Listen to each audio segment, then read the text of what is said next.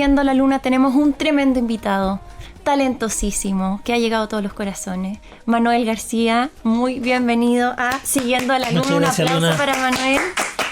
¿Cómo estás? Muchas gracias. Bien, contento. Creo que igual que toda la gente en esta fecha, espero, fascinado con esta lluvia curiosa que aparece. Y precisamente porque hay una lluvia, digo, a veces hay gente a la que no le viene bien la lluvia.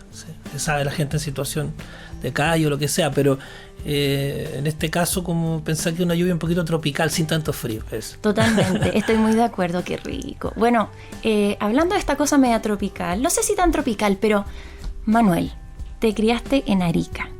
Uh-huh. Vienes de la puerta norte de nuestro país. ¿Cómo fue para ti venir desde tan lejos? ¿Cómo influenció también en tu carrera musical? Cuéntanos un poquito cómo fue criarse allá en Arica. Bueno, yo creo que venir a la capital o a las capitales en general ha sido parte como de la historia del camino mágico que la música sigue en general. Diríamos que en la historia de la humanidad, o sea, mover cosas que tienen que ver con el ámbito cultural de las provincias a los grandes centros donde se da el encuentro, a veces como ocurre ahora también en Santiago de Chile, de muchas culturas. Uh-huh.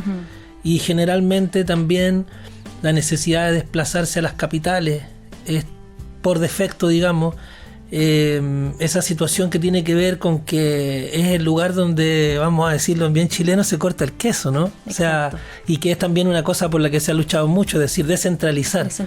Pero sobre todo en aquellos años en que yo me vine, por ahí por los años 90, claro, era necesario venir hasta la capital a estudiar. Yo me vine a estudiar guitarra a la Universidad Católica y también porque había conectado con estudios en aquellos años, era Balmaceda 1215.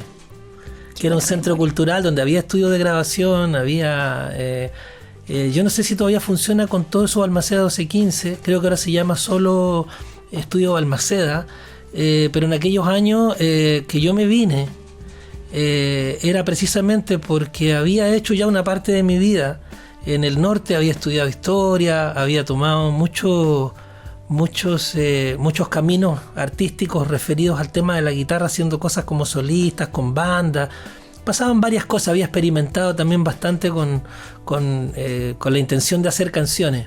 Y todo eso fue interesante traerlo acá, y por un lado porque estaba la posibilidad de estudiar la guitarra de manera un poco más científica en la universidad, y también porque el mundo, como te cuento, de Balmaceda en esos años era un lugar por donde pasaba mucha energía, mucha música. Ahí ensayaban los Tres, ensayaban los Tetas en aquel momento cuando estaban empezando.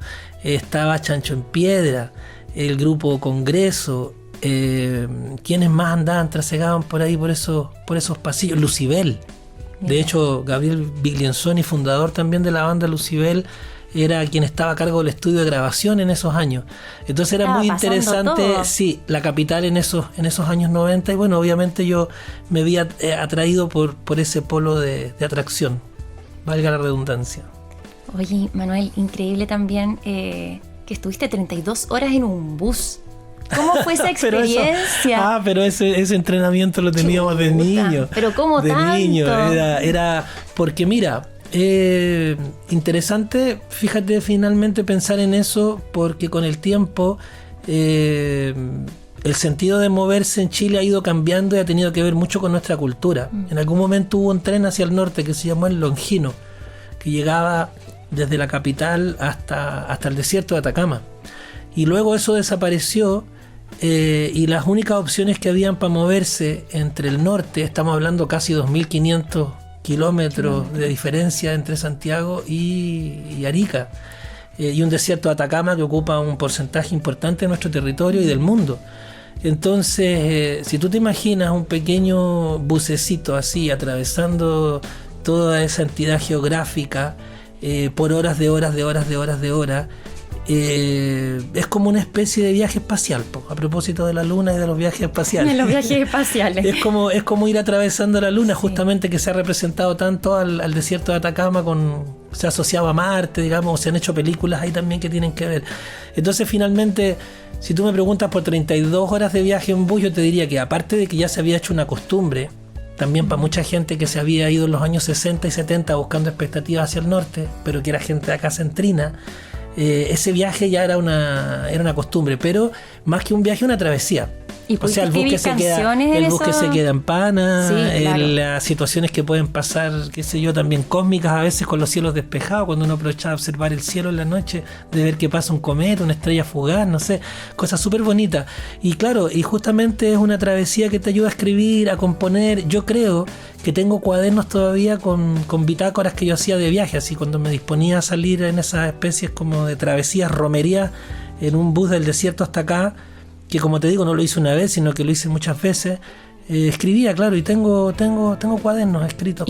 Existen todavía. Existen poemas, canciones y notas, qué sé yo, cosas así. Oye, qué interesante mirar eso. Sí. Qué bonito, Manuel. Una vez lo mostraré porque existe en realidad. A veces me da la intención de ir a buscar a mis viejos cuadernos cuando antes escribía mucho más y todo era a lápiz y a papel. Oye, hacer un libro con todo eso. Puede ser interesante en algún momento que tuviese tiempo de atender todos esos papeles. Por lo general estoy atendiendo lo actual y un poquito imaginando el futuro, pero puede ser que sea interesante si cuando uno mira esas cosas en retrospectiva uno piensa que le puede servir a la gente joven. Totalmente. Sobre todo el uso del papel y el lápiz.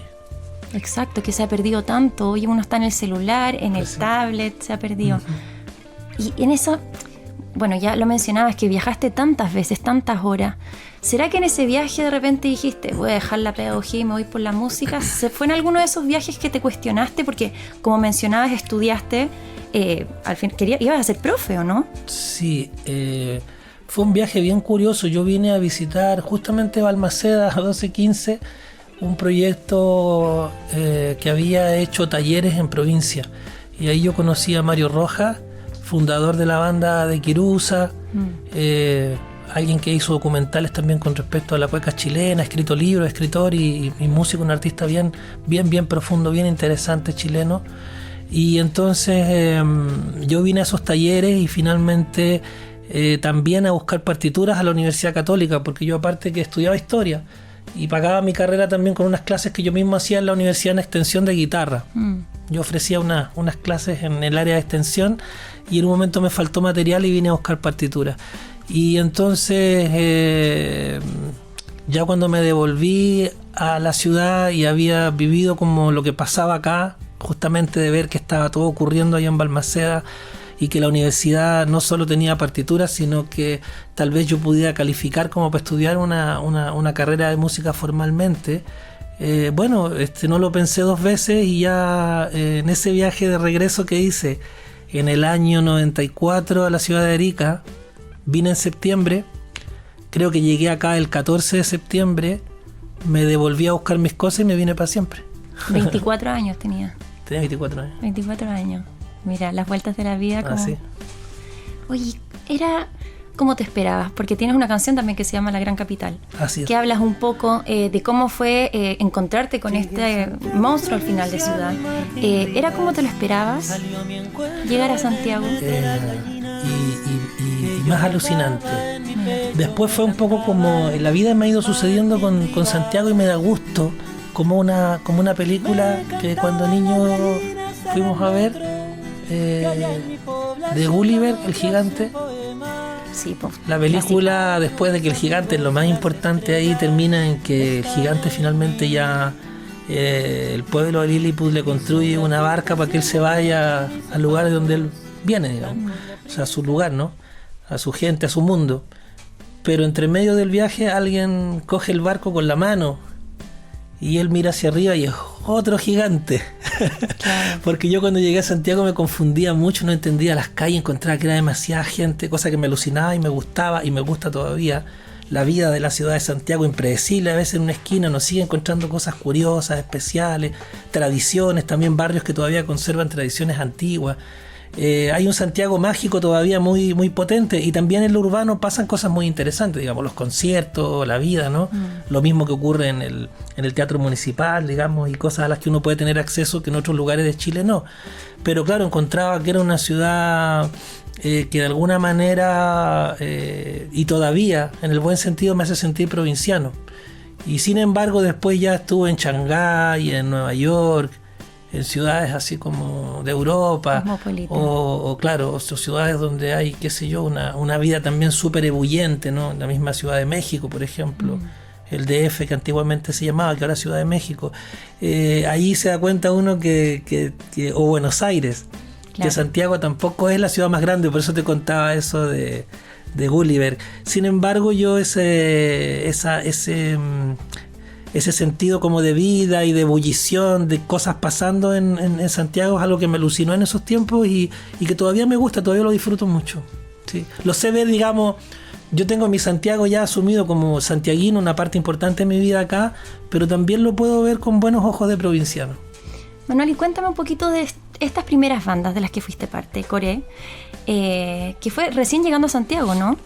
¿Cómo fue esa experiencia? ¿Cómo recuerdas también Mecánica Popular, que también fue una banda de la que fuiste parte? Claro, lo que pasa es que me gustaría contarte en este programa, y a propósito que es un programa conversado, digamos, que yo nunca o todavía no he hecho correcciones a pie de página, digamos, cuando se escribe de mi historia musical. Yo mi primera banda formal la tuve cuando tenía 13 años. Ah, mira. Se llamaba Pachaguaina, en el norte, y era una banda que trabajábamos así como para poder responder a conciertos, a situaciones que eran como súper importantes de pronto a nivel como de provincia, de región. ¿Y qué tipo festivales, de música era? Hacíamos música básicamente andina, pero yo tomaba también algunas cosas de la nueva trova cubana que incorporaba la banda a ese grupo, digamos, más bien un grupo que una banda. Y hacíamos cosas de Inti Illimani, Quilapayún, Marcamaru, el grupo Guara, y otras gentes también. Hacíamos música latinoamericana en general, ¿no? Que ahí uno tenía que ser un poco multiinstrumentista, tocar el charango, la quena, la zampoña, los bombos, y yo sobre todo la guitarra, y hacer voces altas, segundas y terceras generalmente. Y esa experiencia, digamos, fue la que a mí me llevó luego a estar en una banda que era muy profesional en Arica, que es Raíces Americanas, y con la universidad al mismo tiempo fundamos una que se llamaba el Grupo Andante, y con 3 miembros del Grupo Andante, o sea, aquí en Santiago, más bandas, otros Manuel, muchachos de la Universidad Católica, sí creamos Coré.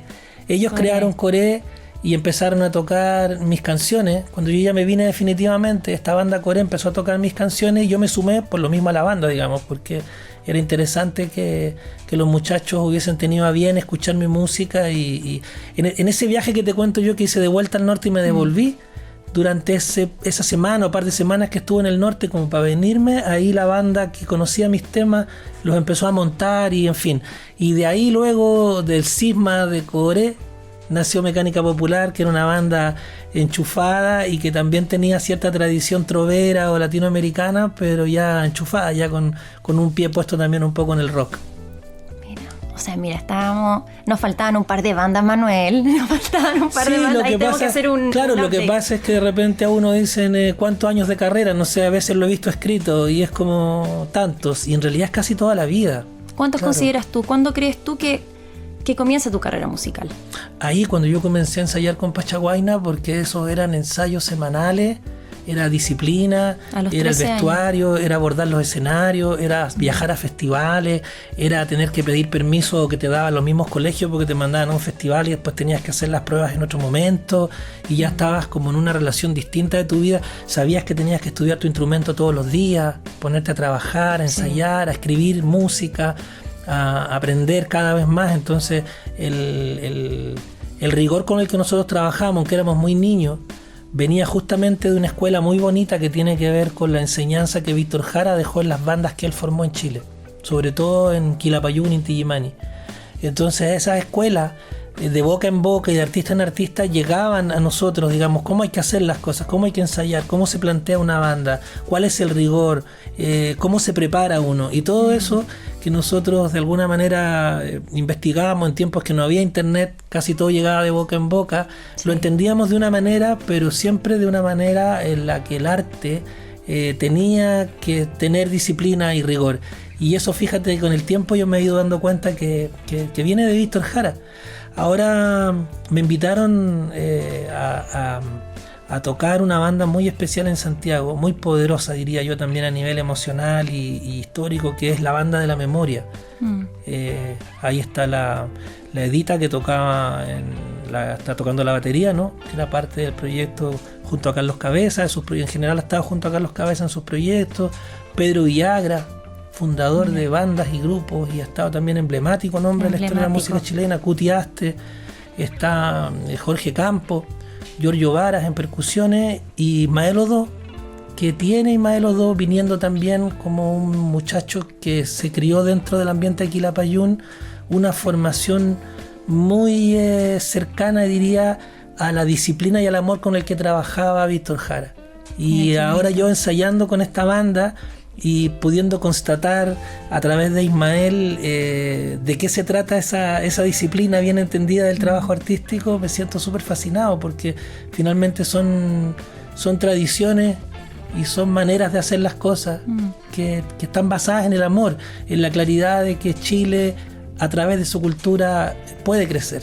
Totalmente. Manuel, 2005, nos vamos a ir un poquito hacia atrás. Sacas tu primer disco, Pánico. ¿Qué me puedes contar de esa época? Primero, preguntarte por qué Pánico. ¿A qué le tenías pánico, Manuel? ¿Qué pasó?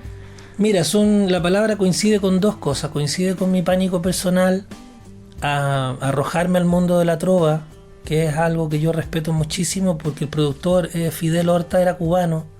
Había estado como escritor, que es él también, y su padre también, el Indio Naborí, un escritor reconocido en Cuba, vinculado al movimiento artístico de la nueva trova cubana. Cuando decimos nueva trova hablamos de Noel Nicola, Pablo Milanés, Vicente Feliú, Silvio Rodríguez, fundadores de un movimiento súper importante en los años 70 dentro del fenómeno de la Revolución Cubana, en el que hay de alguna forma tres pies forzados que son difíciles de encarnar, digamos, y por eso el pánico.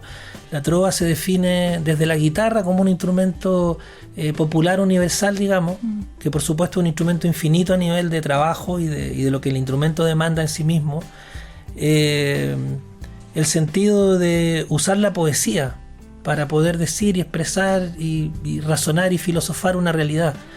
Y el derecho histórico que tiene la canción también a ser parte de esa historia a través de la reflexión profunda. Sí. O sea, la búsqueda de una canción en compromiso, de una canción inteligente o una canción por lo menos lúcida, y que en algún momento estuvo emparentada con la idea de tomar antiguas raíces, pero al mismo tiempo incorporar elementos contemporáneos.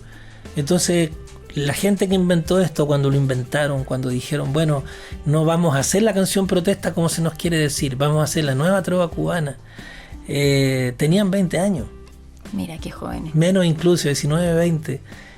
Aide Santa María, que había creado la Casa de las Américas, acogió, una mujer lúcida, tremenda, que acogió a estos muchachitos, y también artistas importantes del mundo de la música clásica y también popular, en su nivel más amplio, como es Leo Brauer, también los acogió, y Cuba en esos años realmente estaba revolucionándose incluso en torno a la cultura. Entonces crearon el Instituto de Cine, Música y Experimentación Sonora, y ahí estos muchachitos aprendieron, fueron generando todos unos conceptos, y finalmente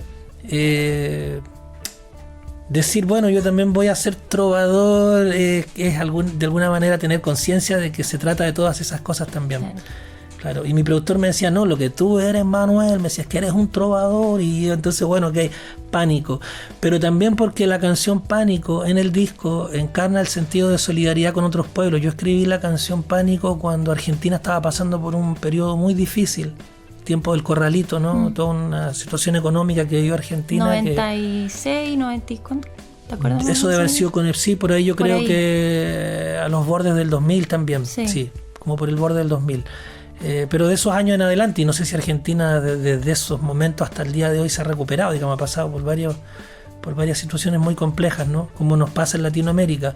Pero esa canción también era eso, era esa desesperación de tratar de resolverse como pueblo a veces y no poder, y finalmente un corazón en estado de vértigo corre por una antigua casa que parece que fue hermosa y que está en ruinas, y es algo un poco pesadillesco, y por eso también el título del disco, Pánico. Es un muy buen... Uno lo ve y dice, ¿por qué será pánico? ¿Tiene algún mensaje subliminal? ¿Será algo así? Pero es pánico simplemente. Sí. Qué bonito, Manuel. Bueno, estamos aquí. Yo de verdad que a mí me emociona mucho escucharte. Creo que tienes una historia que además viene con mucha alma, ¿cierto? Mucho corazón, donde tienes muchas influencias también. ¿Hay alguna canción de este primer disco que tú, no vamos a decir que alguna favorita, pero alguna así como que te genera algo más, que tiene alguna historia en particular? Algo especial de alguna de estas canciones del primer disco Pánico. Pues yo creo que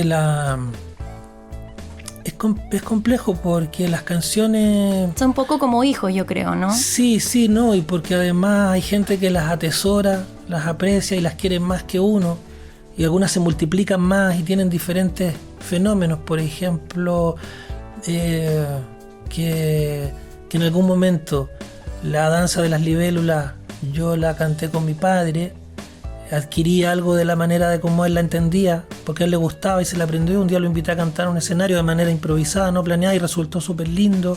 Vamos a profundizar en eso después, así que guárdame. Vale, Alessio Arena, italiano también, un artista precioso. Cantamos la danza de las libélulas una vez y él le agregó unas cositas al final, también las tomé para el tema.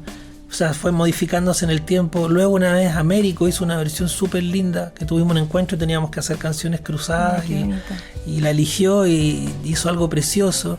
Y después Mon Laferte, con un arreglo hermoso que hace Manu Jalil, su brazo derecho compositivo allá en México. Hicieron también algo fantástico al proteger la canción y darle un aura a la que la canción también apuntaba, que era un poquito a la música caribeña, algo más parecido a un danzón, una especie de habanera, y entonces eso también ha alcanzado otras formas en la danza. Cruzarán el cielo de tus sentimientos, es decir, belleza que quiero olvidar. Luego, naturalmente, que Silvio Rodríguez haya cantado conmigo la canción El Viejo Comunista, por supuesto, es algo también que me hace querer mucho esa canción, no solo por la canción en sí misma, sino que porque era un tema que yo nunca lo dije, pero lo había creado por varias razones, entre ellas contestándole a una canción de Silvio que se llama El Reino de Todavía. Y finalmente, cuando él accedió a cantar la canción, para hacer una especie para revisitarla, sí, fue un ciclo mágico. Y sin embargo, la que yo recuerdo o que a veces me gusta cantar es una que se llama Bufón, porque una madre me esperó mucho rato al final de un concierto, donde había mucho humo también, y me dice: Manuel, perdona que esté afuera, pero a mí me hace mal el humo, pero yo vine a tu concierto y todo, pero no venía solo al concierto, y tampoco venía solo al lugar. Quería decirte que esa canción, cada vez que la escucho o que tú la cantas, a mí me devuelve un poquito más a mi hijito de 1 año que perdí hace algún tiempito atrás. Y cada vez que la escucho siento que de alguna manera lo recupero. Uno no espera que una canción alcance esos ribetes emocionales en un corazón. Entonces, claro, esa canción siempre va a ser para esa madre y para ese hijo. Siempre ese misterio va a quedar encarnado en eso. Y esa canción yo siempre la voy a cantar con una emoción especial por esa especie de comillas de anécdota o vivencia en el fondo que le da una nueva vida a lo que yo quise decir, le da una vida mucho mejor. Manuel, antes de irnos a la pausa, ¿será que nos puedes cantar un poquitito, aunque sea así, una frasecita de esa canción para que la gente la reconozca? No tengo un cejillo que es con cejillo, pero lo vamos a hacer igual. ¿Tendremos un cejillo por ahí?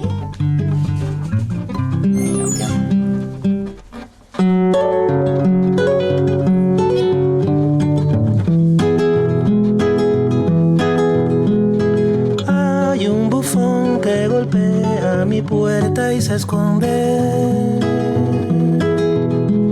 Sé que es así porque la última vez vi la punta graciosa de un pie y en el dintel remolinos verdes de papel.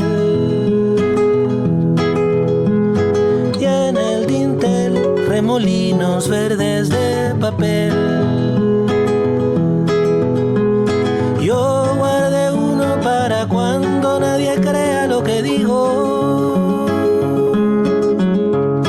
Vean ahora mismo, van girando verdes pétalos conmigo. Vean, ahora mismo van girando verdes pétalos conmigo. Y así.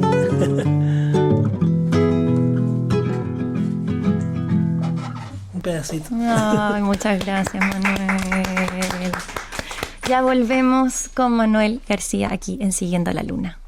Tratamientos personalizados con vitaminas, antioxidantes, oligoelementos, exosomas y células madres para fortalecer tu sistema inmunológico, mejorar tu piel, tu cabello, reducir ansiedad, mejorar el estado de ánimo y regenerar tejidos. Es lo que realiza la clínica Vita Wellness, con un gran staff de médicos a cargo del doctor Ricardo Ortega. Vita Wellness ofrece desde pediatría y gastroenterología hasta programas de nutrición y coaching personalizado. Si quieres conocer más, te invito a visitar www.vitawellness.cl o puedes llamar al más 562 2344 2026 y pedir tu hora. Sin importar cuántas reuniones tengas en el día ni el lugar donde tus actividades se realicen, necesitas un computador que te entregue la libertad de trabajar donde tú quieras y con una batería que te acompañe durante toda la jornada.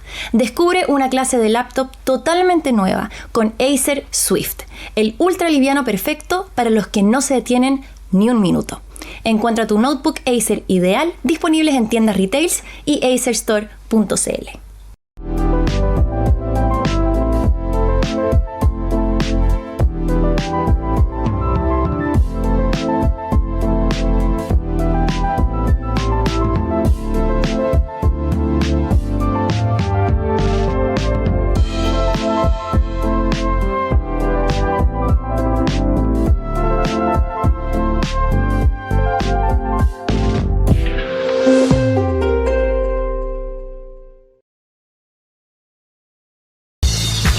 Actualidad, entrevistas, conversación, música, mucha compañía y por supuesto, tu participación. Todo aquí en Bio Bio TV, en Hoy en la Radio.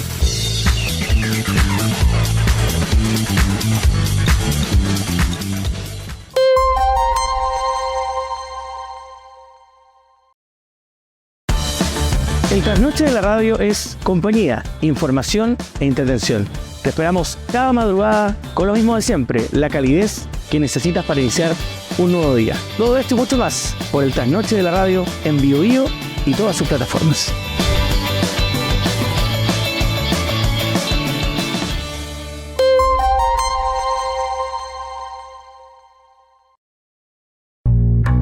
Somos Bio Bio TV y nos puedes ver por Mundo TV, señal 521. En Zapping, canal 10. Del Sur, señal 110. Ya lo sabes, porque lo que se escucha ahora también se ve.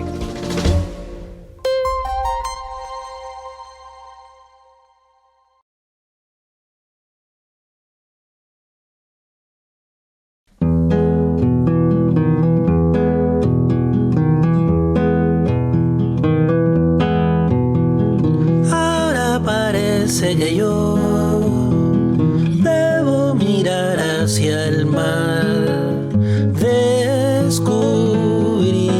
la noche y su reflejo entre los botes. Mañana vas a encontrar una flor que te dejé, contará el pecho, abrazarás su suave fuego y en una danza sutil, libélulas del jardín cruzarán el cielo de tus sentimientos, es decir, belleza que quiero olvidar, me llama, me viene a buscar, me hace soñar. Es decir, que con la violencia del mar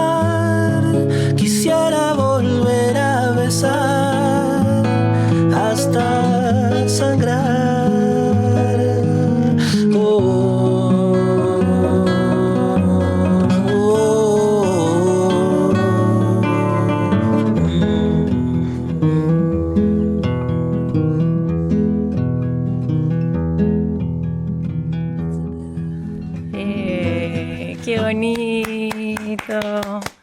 Manuel, qué lindo. Increíble la velocidad y, o sea, es como está integrada ya tú y la guitarra son uno. Es bien increíble. Ay, ojalá. Mirarte es muy bonito. Ojalá. Yo amo la guitarra muchísimo, muchísimo, muchísimo. Lo que desafía ese instrumento también, las capacidades.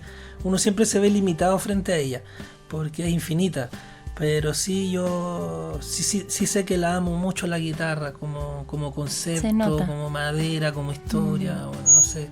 Le agradezco también tanto, no solo la guitarra que yo toco, sino que la guitarra, que el ser humano haya encontrado la guitarra. Es muy loco, sí. No que la haya inventado, que la haya encontrado. La guitarra pareciera ser una posibilidad de cosas en el universo como tantas otras.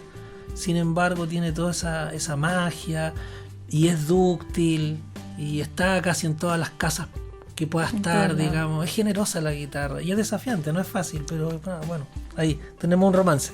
Bueno, esto fue La danza de las libélulas, ¿cierto? Que es una canción muy especial, muy bonita, emocionante, que además tiene una versión, ¿cierto?, con Mon. Cuéntanos un poquito de eso, ¿cómo surgió? ¿Se conocían de antes? ¿Cómo fue esa conexión para poder llegar a hacer esta colaboración, Manuel? Bueno, la Mon es una persona... primero decir que está en un lugar importante no solo para ella, sino que para también nuestra cultura, digamos, y lo bien que le hace, por supuesto, la música al mundo y al universo. O sea, es una muchacha que va por ahí, es como si ella, a medida que fuera caminando, fuera desplegando todo este universo también de luciérnagas, ¿no? De cositas que brillan en torno a ella, que siempre son muy, muy, muy poderosas y potentes. Una mujer muy poderosa a nivel espiritual y por tanto generosa. Y yo fui a un viaje a México, es bien divertido porque ella también se ha preocupado de escuchar a su gente chilena. Estaba en México, pero estaba escuchando música en general chilena. Estaba conectada. Claro, y un día mandó un cariño por la canción Tanto Creo en Ti, que justamente es del disco Pánico. Yo no me meto mucho a redes, entonces mi amigo y representante Jonathan Márquez me dijo: oye, escribió una chica Mon Laferte chilena que canta y que le gusta Tanto Creo en Ti, escribió algo súper bonito. Entonces yo le dije a Jota: mira, si es chilena, está en México, vamos para allá, conéctala. Dile que venga, invítala a que venga al concierto, yo para agradecerle. Y la Mon llegó al concierto que tenía yo en México y vino bien humildemente, estuvimos en el camarín, compartimos, nos hicimos una foto. Yo se la recomendé a la gente mexicana en ese momento. Mi sala debe haber tenido unas 1000 y tantas personas, o sea, para México súper poquito. Pero yo la recomendé y todo, sin saber que la Mon ya en México era una tremenda cantante y artista súper ultra reconocida. Que tú conozcan a la Mon. Sí, yo haciendo el ridículo de cariño. Y me acuerdo que fue bien divertido porque la Mon estuvimos ahí, compartimos, nos llevamos súper bien. Quedamos de comadrear después un poco más cuando yo volviera de una gira que tenía. Y al otro día de ese concierto partí en gira por todo México. Cuando voy escuchando que la gente en las ferias, temprano a las 8 de la mañana en Guadalajara, abría las ferias y ponía la música de Mon Laferte. No, sí, increíble. En otro pueblo, una persona silbando una canción por ahí de Mon Laferte. Después unos afiches, unos pósters gigantes en unos edificios que era la promoción de un concierto. Y digo, bueno, pero esta chica aquí es una reina. Y sí, pues claro lo era. Y bueno, en fin, nos conocimos así, más bien como comadre y compadres chilenos en esa tras bambalina. Y de ahí, por supuesto, que yo volví de mi gira y nos juntamos y lo pasamos bien. Y teníamos gente en común también allá en México. Y entonces empezamos lo que suele pasar, por supuesto, en lugares, en casas donde la gente ama la música, no solo músicos entre comillas profesionales, sino que la gente que ama la música, que canta en familia y entre amigos. Y así, entonces cada vez que nos juntamos cantábamos canciones y esa aparecía siempre la danza de la libélula, ella me la pedía y la cantábamos y todo, hasta que llegó la hora en que fue como ya. Grabemos esta canción. Aquí está pasando algo bonito siempre que la cantamos y nos emocionamos. Y Manu Jalil, que es un genio, Era como, ya, yo la arreglo y todo, y vamos, pero fue un plan súper espontáneo, no fue parte de algo así como decir, hagamos esto porque puede tener buenos números, o yo creo que a esta canción le puede ir bien en Mira, el qué medio. bueno, qué bueno que mencionas eso. No, claro, fue realmente espontáneo, o sea, ya era bonito que la grabáramos porque nos emocionábamos cuando la cantábamos, y estaba ahí el Manu que arregla maravilloso y que nos queremos un montón también. En el fondo estaban los naipes, ya estaban ahí sobre la mesa. Sí. El destino nos estaba llamando a que esa canción bonito. teníamos que registrarla de una manera de una manera así como ya oficial, ¿no? Y compartirla con la gente, y eso fue lo que hicimos. Abrazas su suave fuego Y en una danza sutil libélulas del jardín cruzarán el cielo de tus sentimientos, es decir, belleza que quiero olvidar. Bueno, y el tema de las colaboraciones, tú has colaborado mucho con muchos artistas, no solo nacionales sino internacionales. ¿Crees que las colaboraciones son necesarias para poder crecer? ¿Crees que es importante el feeling o simplemente vale por una cosa comercial? ¿Cuál es tu opinión sobre las colaboraciones? Claro, lo que pasa es que imagínate que no hubiese existido, si no hubiese habido colaboración entre las músicas africanas y las músicas occidentales que en Estados Unidos fundaron el jazz, luego el rock and roll, luego el pop, el funk y toda la historia de la música. O sea, la música como un elemento de comunicación siempre ha sido una colaboración. Ahora, uno entiende que hay procesos comerciales que los puede acelerar una colaboración. Cuando son potenciar a dos artistas que se cree que sus públicos sumados, que a veces pasa lo contrario, a veces juntan a dos artistas potentes y los públicos se restan. Quieren a su artista en su versión y no con otro artista que no le hace sentido o que simplemente la colaboración no les llama la atención. No siempre es una fórmula, digamos, matemática. Pero sí lo que es interesante es cuando aquello ocurre y realmente es un beneficio para el arte y para la música. Así lo haya articulado alguien de manera comercial, pero luego resulte de manera interesante. Ha habido colaboraciones súper bonitas en el mundo, o temas que han recogido artistas, no sé, cuando se le ocurre cantar alguna cosa a Johnny Cash de Depeche Mode, por ejemplo, y uno se emociona, ¿no? Sí. O cuando uno ve que colaboraba Spinetta con Mercedes Sosa, o qué sé yo, la colaboración, una de las más curiosas que ocurrió en la historia de la música, diría yo, tan curiosa como potente, fue cuando Michael Jackson colabora con y al mismo tiempo Paul McCartney con Michael Jackson. Sacaron una canción juntos. Por ahí ¿Y por tu los feat años soñado, 80 y Manuel? Puede ser con alguien que no está ya en este plano, pero algo así, un sueño, algún feat. Sí, es curioso porque yo amo muchos artistas, muchas músicas. Tal vez me hubiese gustado haber cantado, por supuesto, con José Alfredo Jiménez, con Chabela Vargas. Tal vez haber cantado, estuvimos a punto de hacer una colaboración una vez con Mercedes Sosa a propósito. Mira. Que estábamos hablando de La Negra, con Freddie Mercury. Imagínate que hubiese sido, si es qué por soñar, buena. haber cantado algo con Freddie Mercury, con esos artistas, digamos, Leonard Cohen, no sé, y por lo general he colaborado con artistas que me gustan y me interesan. Me hubiese gustado tal vez haber estudiado un poco más de música española y haber hecho, por ejemplo, Soñando, ¿no? Alguna canción que la cantáramos con Camarón de la Isla, no sé, sí. por decirte algo así como bien mágico y especial que hubiese ocurrido en una carrera. A veces esas cosas igual sí pasan, igual he cantado con artistas que admiro y quiero mucho. Hicimos un disco juntos con Pedro Aznar y para mí Pedro siempre ha sido un maestro, ahora es como un maestro y amigo, Sí. pero ha sido fantástico poder cantar, aprender de él y hacer una colaboración, digamos, porque yo pagaba mi entrada para ir a verlo muchas veces. Y ahora estabas colaborando Exacto, con él. claro. Y de hecho, lo que te comentaba delante, para mí también es alucinante tocar con la Banda de la Memoria. Son puros ídolos míos los que tocan ahí, son músicos que yo estudié, sus discos, su música, la disfruté, emoción. me formaron no solo como un artista, sino que también como personas, muchas de sus músicas, de sus discos, de sus versos, de sus melodías. Y estar tocando con ellos también para mí es alucinante. Entonces, sí, la colaboración puede llegar a ser algo que es como lo que te decía yo, génesis incluso de nuevas músicas. y al mismo tiempo puede ser también un laboratorio comercial, pero si en ese laboratorio comercial, como te decía al principio, resultan cosas estéticas interesantes para los públicos y la audiencia valora, bueno, eso se respeta también. Manuel, te voy a llevar al cine. La música de Manuel García y el cine. Especialmente, yo creo que son dos canciones y de dos producciones también, de una tremenda directora, mujer, de Maite Alberdi, donde tú fuiste parte de la banda sonora, ¿cierto? Sí. Que es de La Gente Topo y de La Memoria Infinita, justamente con La Danza de las Libélulas. ¿Cómo fue esa experiencia? Porque yo sé que tú has sido parte de otras producciones, ¿cierto? Cinematográficas, siendo también un amante del cine. ¿Cómo llegaron además a colaborar en dos películas, no solamente en una o dos documentales? ¿Cómo fue esa experiencia? ¿Cómo la viviste tú?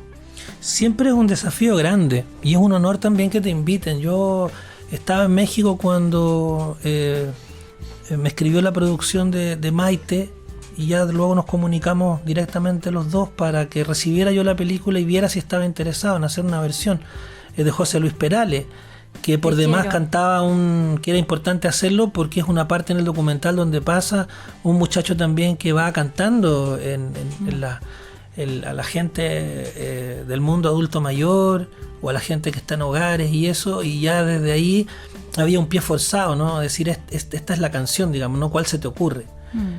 Yo justo estaba trabajando mucho con la guitarra y dije, bueno, siendo José Luis Perales español, pudiera hacer algo interesante que resultara con la guitarra limpia, sin mucha más instrumentación, y a ver qué le parece a la Maite. Yo propondría esto. La película al principio me impactó mucho, la tuve que empezar a adelantar un poco y la vi a los saltos. Para entender bien de qué se trataba, luego ya cuando estuvo la música ya la pude ver completa, me impactó mucho, pero entendí que había un material ahí profundo, potente, de revisión histórica, antropológico también de alguna manera, la tragicomedia de la vida, ¿no? Tantas cosas también que la Maite sabe construir a partir de su lenguaje documental con tanta maestría. Entonces grabé eso en Puebla, México, y fue una experiencia bonita hacerla porque tuvo buena recepción. Le pareció también a José Luis Perales y a su gente, así como a España en general, cuando la tengo que cantar o me la piden. La tocamos para el Festival de Cine que se hace en Málaga, vía remota en tiempos de pandemia. Si no hubiese viajado a tocarla allá, pero fue una experiencia especial, digamos, conectar con esa canción, y sobre todo porque era pedido lo que tenía que hacer yo. Ahí uno no actúa solo como uno quisiera o qué tema hubiese elegido, sino que es a pedido, y eso te hace un poco tener que encarnar la piel de un artista que tal vez tienes que aprender a hacer. No sé si me explico, claro, un intérprete de una canción que de repente no hubieses elegido tú. Y la otra canción, La Danza de las Libélulas, era para mí también muy especial que estuviera en La Memoria Infinita, justamente porque esa palabra es clave, la memoria. Y la figura de Augusto Góngora también y Paulina, que son una pareja que yo sí he admirado y he querido mucho.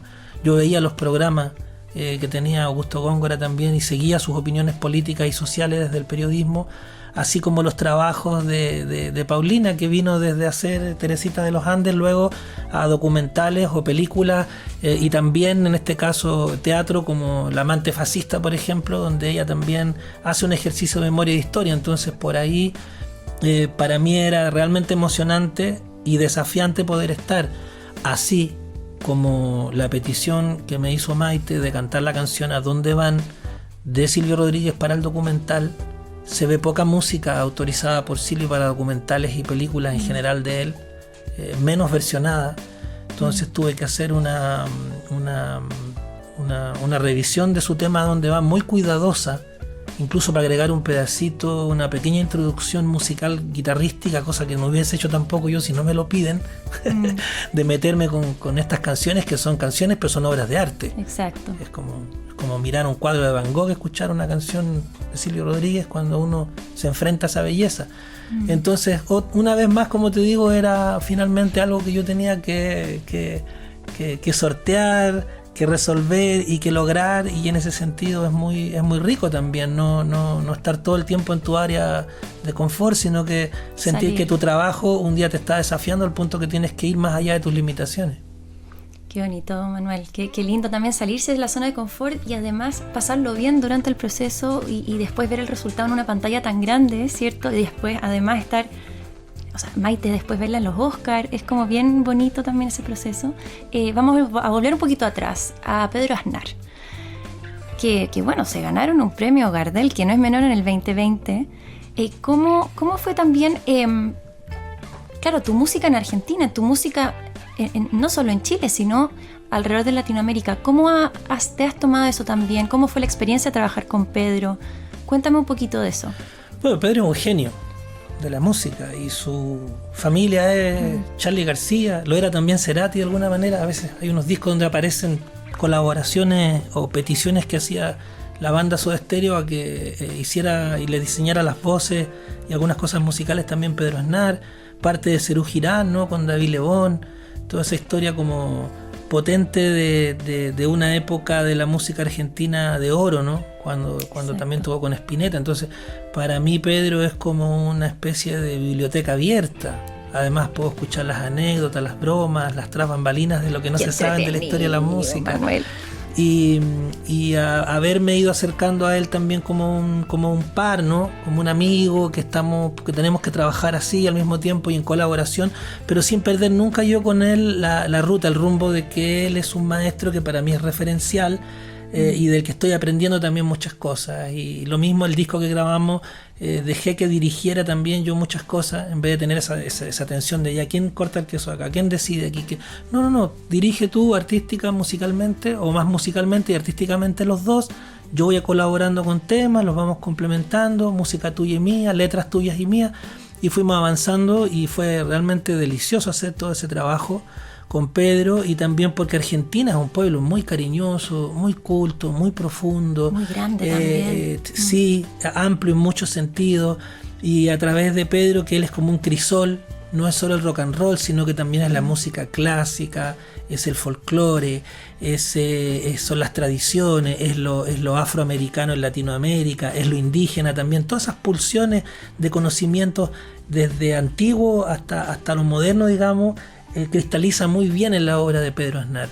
Y él inspiró mucho también a que yo me atreviera en los escenarios a juntar estos mundos de los que hablábamos antes, que son estas bandas andinas que tenía yo al principio y que luego mutaron en una cosa mecánica popular que era más rockera. Entonces yo en un momento era cómo se sube a un escenario lo que uno cree que son canciones valiosas sin que riñan entre sí por el estilo. Exacto. Bueno, Pedro Aznar daba mucha noción de eso, y Argentina como pueblo es muy abierto también en ese sentido, en su experimentación, en su acervo, en su conocimiento musical. Entonces fue muy, muy especial poder sentir ese cariño que hemos ido cultivando después de Pedro, digamos. En el fondo él también me estaba dando una mano allá en Argentina. Hemos podido hacer más teatros, más espacios, y seguimos planificando giras por Argentina para hacer ahora en el futuro. La gira Pánico vamos a estar allá de nuevo, y también de cara a los teatros de Latinoamérica que han ido respondiendo súper bien en Uruguay, en México, en Colombia, en Costa Rica, en Puerto Rico.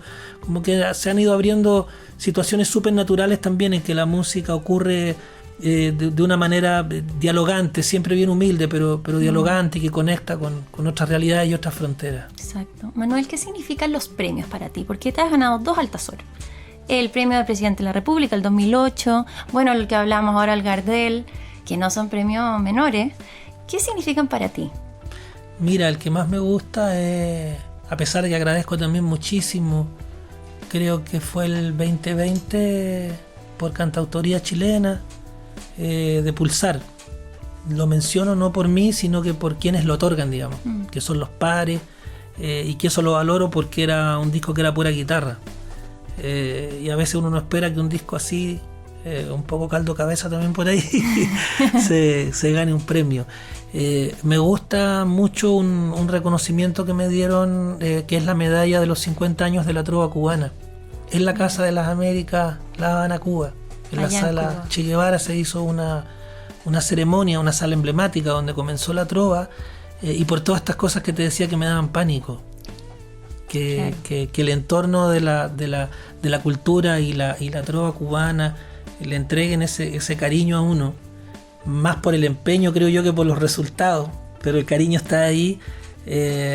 Hace ver que las intuiciones de un muchachito que tomó una guitarra en algún momento en provincia pueden ser ciertas, pueden tener algo que ver, digamos, con comunicarse, con lograr comunicarse. Esto es bien sencillo. Si tú como pájaro cantas en un árbol y no te contesta un pájaro del otro árbol, te desorienta. Ese canto que uno hace es para eso, es para que otro pájaro te conteste y haya un relato, un diálogo, la construcción de un pensamiento.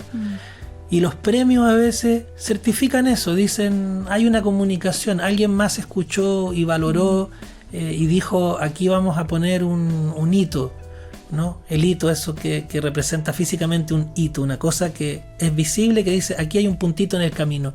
Pero eso no tiene nada que ver con cosas que sean muy especiales o muy destacables o subrayables en las personas, son circunstanciales también. Es decir, este canto, este disco, este momento de un artista fue visible, lo reconocemos, pero el papel es mantenerse trabajando constantemente en seguir descifrando ese misterio de lo que es el arte y en cultivar ese amor de la comunicación. Exacto. Así como te pasó a ti, le pasa a otro, así también la gente por periodos olvida a un artista y luego lo recupera. Y vamos pasando, como tú conoces también, que estás empezando una carrera musical tan joven, que esas cosas son parte del camino, digamos, y que a veces tienen mucha visibilidad y otros años no, y hace 5 discos y nadie los escucha, de repente hace uno al que no le creías mucho y es el disco que la gente quiere escuchar. Entonces es un trabajo que se tiene que tomar con mucha humildad, y los premios también por lo general encarnan el trabajo de mucha gente que va con uno, no solo uno mismo. Claro, el equipo que hay detrás. Es un símbolo, ese símbolo siempre hay que mirarlo con humildad. Manuel, tu canción Acuario, que por favor no te enojes conmigo, pero yo, si voy a un restaurante chino y me ponen un guantán, pucha, igual me acuerdo un poquito de Acuario. Bueno. Cuéntame un poquito de la historia de Acuario, que tiene una letra súper peculiar, que yo creo que todas la podemos corear, la sabemos. Cuéntanos un poco de la historia, cómo nació esa canción. Piensa tú que el verso asociado al restaurante chino es el que dice, en un restaurante comiendo guantán me escondo del frío. Es como romper hojas de un lugar lejos del camino, porque el guantán se parece bastante a esas hojas grandes santiaguinas del otoño, claro, que se quiebran o las pisas, y esa es la asociación, digamos, que hago yo con unas hojas del camino y el guantán. Y estoy pensando en ese momento en el camino, en el otoño y en el frío, porque es que en ese momento que yo compuse esas canciones, justamente me alcanzaba solo para comprarme una bolsita de guantán calentita y comérmela más o menos rico, escondido en un rinconcito del restaurante chino donde lo compraste. No tenía yo en ese momento, cuando escribí esa canción como artista, el dinero para decir, y ahora me voy a ir a comer una comida china, ¿no? Eso era mucho lujo. ¿Y nos regalarías un pedacito de Acuario? Encantado. Un pedacito, claro. Estamos todos que aquí. En el fondo tiene la canción ese sentido de ir y venir en la calle y mirar la realidad desde la calle. ¿Ves? Por eso que es también Acuario, que el Acuario es la gran ciudad donde los porque peces se Aries. comen entre sí. No, yo soy Piscis. Ah, ¿eres Piscis? Ya me gustaría ser Aries, pero no. Ah, mira, calculamos mal nosotros. Soy el 1 de marzo. 1 de marzo, claro. Piscis. Ya, nada que ver. No me pregunten los signos a mí.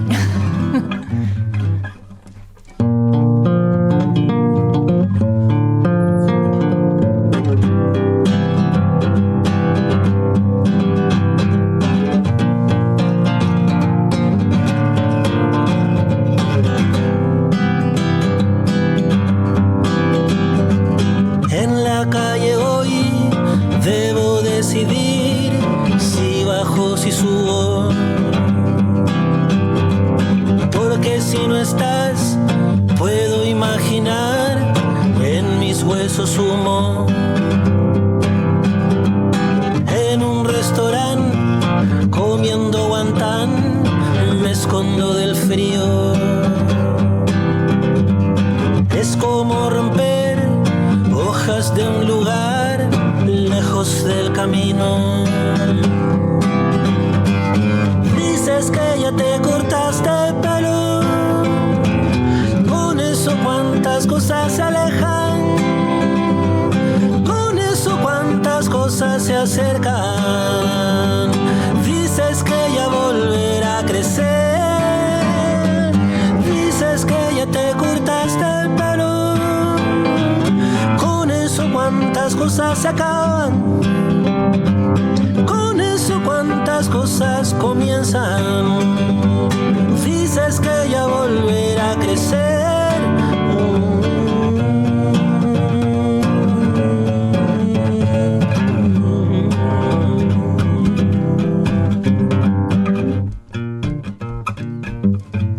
Mira que me entusiasmo. Manuel, cuéntame de esta gira de 20 años que tiene. No voy a decir el número porque me voy a equivocar, pero son una cantidad de fechas no solo en Chile, sino a nivel mundial. Cuéntame cómo se viene esto. ¿Estás preparado? Sí, bueno, mira, la verdad es que el esfuerzo más grande para esta gira lo hace Jonathan Márquez Cervantes. Así, un saludo a Jonathan. El J, catalán, joven, y como buen catalán también visionario. Y él muchas veces ha arriesgado como los naipes en el juego mágico y ha dicho, vamos a ir a tal país, vamos a hacer tal cosa. Yo a veces llego a los lugares y llego y los teatros son grandes, digo, ¿a J se le ocurrió hacer esto? Él conoce mejor los números, mira mejor estadísticas y todo, y hace unas apuestas ahí, siempre mágicas, porque se trata de ir por el camino también disfrutando de la vida, de la música, exacto, del arte, de los amigos, de las tradiciones, de lo que vamos conociendo en distintas partes. Y lo hace bien, ha resultado. Entonces yo creo que él también en su fuego juvenil y en el entusiasmo que tiene y en la capacidad de resolver cosas, se le ocurrió esta Quijotada, decir vamos a ir por el mundo por la mayor cantidad de teatros que podamos abarcar durante un año casi sin parar. Y yo acepté porque para mí es un placer enorme tocar la guitarra. De todas maneras yo estoy tocando la guitarra todo el día donde puedo, a la hora que puedo. Entonces para mí subirme a los teatros y entregar un poquito de música está súper bien también, me es cómodo, digamos, y ya está la costumbre de hace muchos años de viajar. La ilusión que me da también de hacer una gira tan grande es poder permanecer luego el 2026 un poquito más en Chile, revisar lo que tú me decías antes, cuadernos antiguos, cintas yo soy de la época de los cassettes. Yo estoy esperando ese libro, Manuel, yo estoy esperando. Y de repente por ahí puede aparecer algún libro, alguna bitácora de años de trabajo que ojalá, y la gente joven, porque yo estoy siempre de cara a la juventud, me encanta las generaciones contemporáneas, valoro mucho las artes que van apareciendo desde el hip hop al freestyle, desde lo urbano en todas sus dimensiones, pensando que también son músicas que van luego entroncándose con otras y van encontrando caminos. Entonces bueno, por ahí de repente ojalá haya noticias y podamos tener algún libro que fuera bien considerado por la gente. Bueno, y partes tu gira en Punta Arenas. O sea, partes en el sur de Chile. Sí, quisimos descentralizar también, a propósito de lo que hablábamos, insistir en eso, en que hay que hacer visible el amor como chilenos que tenemos que tener por nuestra región, por nuestras antiguas tradiciones, y porque la cultura ocurre en todos los lugares más allá de si es visible o no. Entonces es muy especial, es muy potente comenzar en Punta Arenas. Además es una tierra hermosa que yo adoro, hermosa, y donde hemos tenido también experiencias súper lindas y donde aprendemos mucho también. Manuel, y tu nuevo proyecto que se viene, tu nuevo álbum, cuéntame un poquito. No sé cuánto se puede contar, pero algo, haznos algún adelanto. Bueno, acabamos de lanzar el 11 de septiembre de este año un disco que se llama La Jaula de los Sueños Olvidados. Ese álbum es bien de ritmo bien chileno, o chilenero más bien. A propósito, un abrazo y un saludo a la familia de Cecilia Astorga, que acaba de partir, una gran artista chilena. Unida a la tradición de la palabra, del lenguaje del relato oral, ¿no? De la paya, de la décima, de la rima. Y el disco tiene, La Jaula de los Sueños Olvidados, bastantes canciones que son, o diría yo, bastante cavilantes, que reflexionan y preguntan también acerca de nuestra historia contemporánea chilena. Es bien político y social el disco. Yo trato de evitar hacer esas cosas como de manera muy articulada, digamos. Pero por los momentos que hemos estado viviendo en estos últimos tiempos, me salió así ese álbum. Y luego vamos a estar mostrando el disco Pánico, que lo grabé en La Habana, Cuba, en estudios Ojalá, y que es la reinterpretación de mi disco solo hecha a guitarra por mí, con algunos, son 3 instrumentos invitados nomás en el disco, que los toqué yo mismo, que son un 4, un charango y un cultrún. ¿Y todos instrumentos? Todo toqué yo. Wow. Fue idea de Merlin Lorenzo, que es productora, ingeniera en estudios Ojalá, y que me dijo, no, toca todo tú, personaliza tu música, tu disco, porque ella es la productora del disco. Pues si me hubiese hecho con otros artistas cubanos, tal vez lo hubiésemos hecho así, pero me dijo, centrémonos en lo que tú haces, en la guitarra, arregla tú mismo tus temas, y así lo hicimos. Entonces es una versión muy, muy personal del disco Pánico, y en la gráfica del disco también, toda la hice yo a mano. Wow. ¿Qué artista, y la foto Manuel? Que el disco tiene también las hizo. O sea, es que tratamos de que fuera muy personal, como una forma de cariño y de refrendar aquello que la gente también nos ha otorgado, su atención, exacto, su amor, su dedicación en escuchar. porque yo he sido un artista más que de medios masivos, de que la gente me ha ido poniendo siempre la ficha, ¿no? Que han ido a los conciertos, que se han pasado la música de mano en mano. Le debo mucho yo realmente a esa audiencia, a eso que la gente llama el público, y para mí que son mis comadres y compadres o mis paisanos y paisanas que me escuchan y que finalmente protegen también mi trabajo, y se los debo. Entonces, este pánico va a ser así de personal y la gira va a ser así de extensa, como decíamos, y por eso también agradezco estos momentitos que son como ya ir inaugurando. Al decirlo yo me doy cuenta de lo que nos estamos metiendo. Verbalizándolo, sí, claro, hace súper bien. Porque son las primeras veces que lo estoy contando todo esto en un medio de comunicación, y agradecido por lo mismo, Lunita. Oye, mucho éxito, Manuel, que sea una gira preciosa, que estés feliz, que vibres en todos los escenarios, y acá vamos a estar viendo todos los videos que están subiendo ahí en las redes. Así Linda, que muchas gracias. Muchas gracias. Va. Esto fue Siguiendo la Luna por Bio Bio TV. Luna, muchas gracias a ti, al programa. Felicidades por lo que están haciendo. Agradecido también como parte del gremio de músicos y músicas. Espero representar a otros compañeros y compañeras también. Y un abrazo y felicidades, y bueno, larga vida para la Luna. Para ser el mejor en todo tipo de juegos, ya sea rol, tercera persona, shooter o deportes, es clave una buena estrategia que te permita subir de nivel. Pero más importante aún, un computador que te acompañe en el mejor rendimiento. Disfruta tus partidas favoritas sin interrupciones con el notebook número 1 elegido por los gamers de Chile. Acer Nitro 5 juega más fuerte, más rápido y logra la victoria. Disponible en tiendas retails y acerstore.cl. Hoy te quiero recomendar Vita Wellness, clínica pionera referente en Sudamérica en inflamación corporal y antienvejecimiento, a cargo del Dr. Ricardo Ortega y un gran staff de médicos. Vita Wellness utiliza la sueroterapia y otros tratamientos complementarios para rejuvenecer tu cuerpo y mente. Si quieres conocer más, te invito a visitar www.vitawellness.cl o puedes llamar al +562 2344 2026 y pedir una hora.